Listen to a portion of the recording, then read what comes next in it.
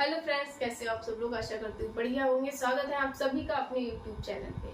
तो दोस्तों, आज हम डिस्कस करेंगे कि हम एंटी साइंस की प्रिपरेशन कैसे करें, कोचिंग से करें या सेल्फ स्टडी करें, तो कौन सी बुक्स पढ़ें, कैसे तैयारी करें। देखो, एक चीज क्या है ना कि एंटी में सब्जेक्ट वाइज वैकेंसीज होती हैं। कुछ सब्जेक्ट ऐसे हैं जहाँ पे कॉम्बिनेशन चाहिए, जैसे एसएसटी के लिए भी कॉम्बिनेशन है, साइंस के लिए भी कॉम्बिनेशन है। आप चाहे बायो से फिल करो या साइंस फिजिक्स केमिस्ट्री से करो, तो यहाँ पे हमें 2 सब्जेक्ट पढ़ने की जरूरत होती है।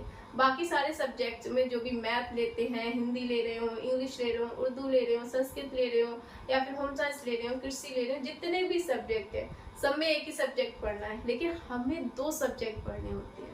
और 90% ये रहता है लोगों का कि एक सब्जेक्ट तो अच्छा होता है क्योंकि उसको वो आगे भी लेके जा रहे होते हैं, और एक सब्जेक्ट थोड़ा सा कहीं ना कहीं वीक होता है। बहुत कम लोग, काफी लोग ऐसे होते भी हैं जिनके दोनों सब्जेक्ट अच्छे होते हैं।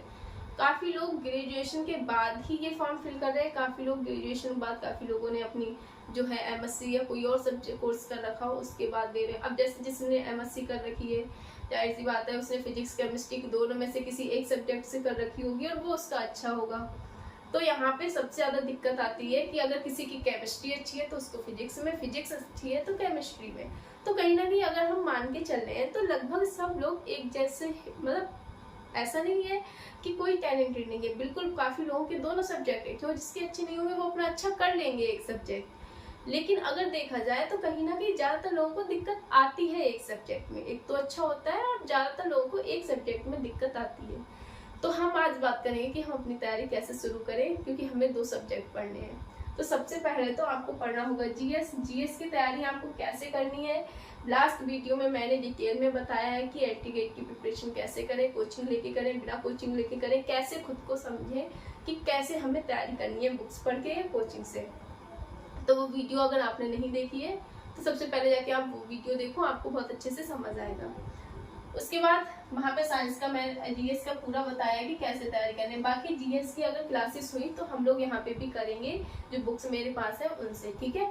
तो फिर अब बात करते हैं कि हम अपने सब्जेक्ट की तैयारी कैसे करें। तो सब्जेक्ट में देखो 2 सब्जेक्ट हमारे पूछे जाएंगे साइंस के अंदर। एक तो फिजिक्स पूछा जाएगा, दूसरा केमिस्ट्री। 60 क्वेश्चन हमारे फिजिक्स के होंगे, 60 हमारे केमिस्ट्री के। आप जाके नोटिफिकेशन देखोगे एंटी ग्रेड का, वहाँ पे आपको सिलेबस दे रखा है। फिजिक्स का भी पूरा सिलेबस है, केमिस्ट्री का भी है, कौन कौन से टॉपिक है, कौन से चैप्टर्स हैं। केमिस्ट्री में चैप्टर ज्यादा है, फिजिक्स में कम है, लेकिन अगर आप इसके अंदर टॉपिक देखोगे तो लगभग टॉपिक्स मिला के दोनों के सेम ही है। ये मत सोचना कि फिजिक्स का सिलेबस कम है, कम नहीं है।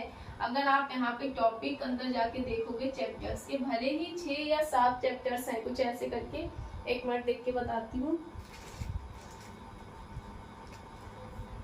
शायद 6-7 चैप्टर्स ही हैं।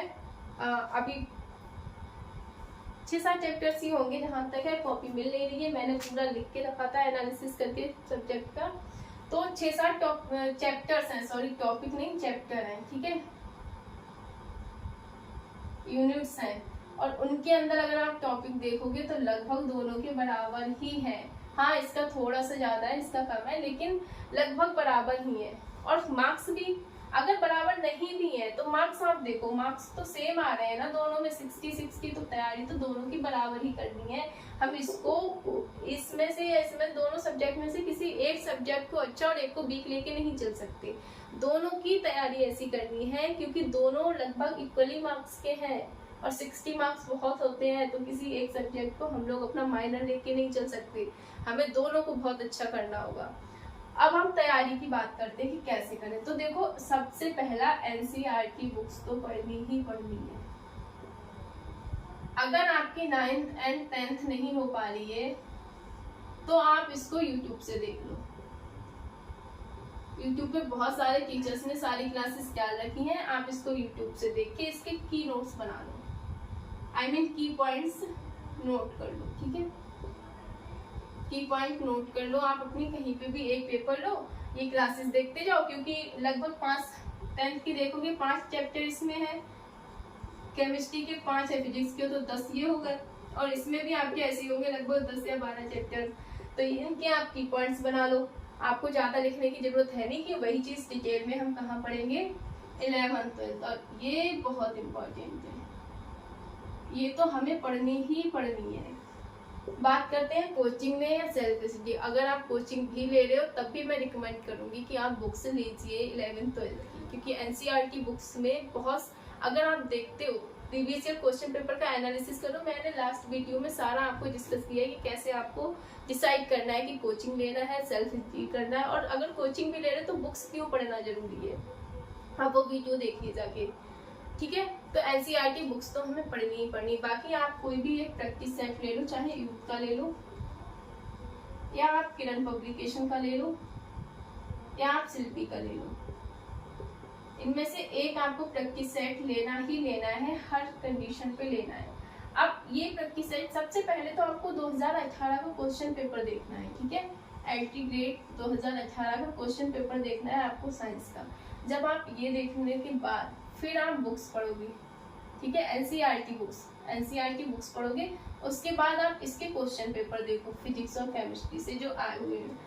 अब आप कोई भी एक चैप्टर पहले लेना है, आपको सारे चैप्टर एक साथ पढ़ नहीं सकते, कोई भी एक चैप्टर लो, उसको बहुत अच्छे से पढ़ो, बहुत अच्छे से पढ़ो, पूरी एनसीईआरटी में उसका एक एक पॉइंट, एक एक लाइन बहुत अच्छे से पढ़ो। उसके बाद आप ये क्वेश्चन पेपर देखो कि यहाँ से पूरा पेपर आपको जहाँ तक है यहीं से मिल जाएगा। कुछ चीजें ऐसी हैं जो हमारी यहाँ पे आती है ग्रेजुएशन लेवल की एंड पीजी लेवल की, ठीक है।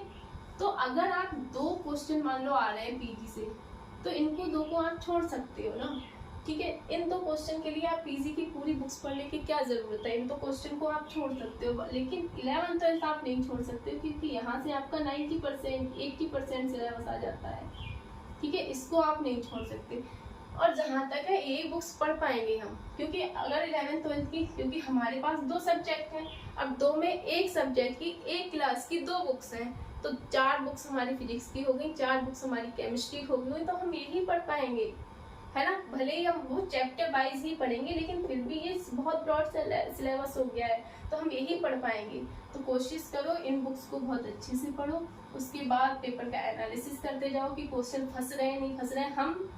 हमने एक चैप्टर पढ़ने के बाद हमने देखा कि क्वेश्चन फंसे नहीं, उससे हमें ये आइडिया होगा हम सही से पढ़ रहे हैं या नहीं पढ़ पा रहे हैं, हम चीजें समझ पा रहे हैं या नहीं समझ पा रहे हैं। अगर आपसे ये नहीं हो पा रहा है तो फिर आप कोई भी बैच ले लो, ठीक है, जो आपको अच्छा समझ आए। काफी डेमो क्लासेस तो पढ़ी हुई होंगी, तो आप फिर कोई बैच ले लो और उस बैच से तैयारी करो, क्योंकि यहाँ पे रिस्क नहीं लेना। मेन पॉइंट यही है कि हमारा एग्जाम नहीं रुकना चाहिए, तो फिर आप बैच ले लो अगर आपको चीजें समझ नहीं आ रही, और अगर आप यहाँ से कर सकते हो तो एनसीईआरटी बुक्स से ही आप कर लीजिए। बाकी प्रैक्टिस सेट ले लिए, गूगल से क्वेश्चन पेपर डाउनलोड कर लीजिए, यूपी टीजीटी के, यूपीएलटी ग्रेड के अलग अलग प्रीवियस क्वेश्चन पेपर्स, वहाँ से क्वेश्चंस लगाइए। किसी और स्टेट के भी क्वेश्चन पेपर मिल रहे हैं तो केमिस्ट्री फिजिक्स के क्वेश्चन सेम होंगे, वहाँ से लगाइए। तो इतना आप करोगे, उसके बाद आपको खुद ही पता चलेगा कि आपकी प्रिपरेशन में एक अलग ही लेवल आएगा, ठीक है, आप में अलग ही कॉन्फिडेंस आएगा अगर आपके क्वेश्चन पढ़ने के बाद क्वेश्चन सॉल्व कर पा रहे हो। तो ऐसे प्रिपरेशन कीजिए। उम्मीद है आपको वीडियो पसंद आई होगी, चीजें समझ आई हो। अगर आई हो तो चैनल को लाइक शेयर करो, वीडियो को लाइक शेयर करो, चैनल को सब्सक्राइब कर लो, बेल आइकन प्रेस कर लो। हमारी नेक्स्ट वीडियो के लिए कोई भी क्वेश्चन हो, क्यूरी हो, कमेंट में बताओ, कोशिश करूंगी उसका आंसर देने की। तो ऑल द बेस्ट, मिलते हैं नेक्स्ट वीडियो में। अच्छे से पढ़ाई कीजिए, हमारे साथ जुड़े रहिए। Again all the best.